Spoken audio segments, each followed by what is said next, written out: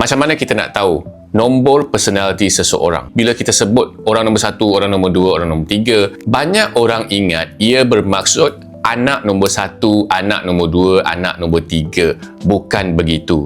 Tapi ada cara untuk membuat pengiraan mendapatkan nombor personality tersebut. So, follow video ni sampai hujung untuk ketahui apakah nombor personality korang. Let's go. Let's say contohnya orang ni dilahirkan pada 20 hari bulan 1 tahun 2001.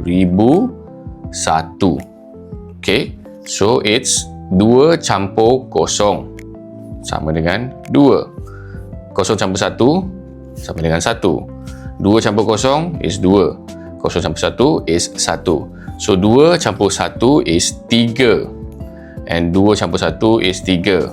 And then 3 campur 3 adalah 6. So, sekiranya nombor yang dicampurkan tersebut melebihi 2 angka. Contohnya, kalau kita ambil nombor 7 campur 7, ia bersamaan dengan 14.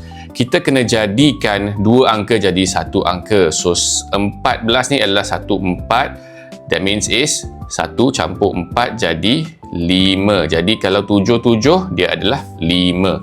And formula yang penting untuk ingat adalah orang yang dilahirkan pada tahun 2000, dia kena jadikan 5. Kalau 0 campur 0 bersamaan dengan 5.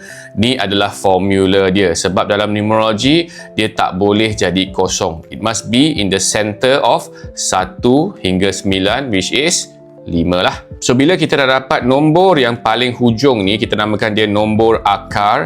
Inilah apa yang dimaksudkan. Bila orang tanya, you nombor apa? Saya orang nombor 6. Dan kalau, misal kata kalau you dilahirkan anak nombor 2, you bukan orang nombor 2. You adalah nombor 6 berdasarkan you punya numerology chart. Sekarang dah tahu macam mana nak kira? Cuba komen kat ruang komen, korang nombor berapa berdasarkan apa yang korang belajar tadi. Alright?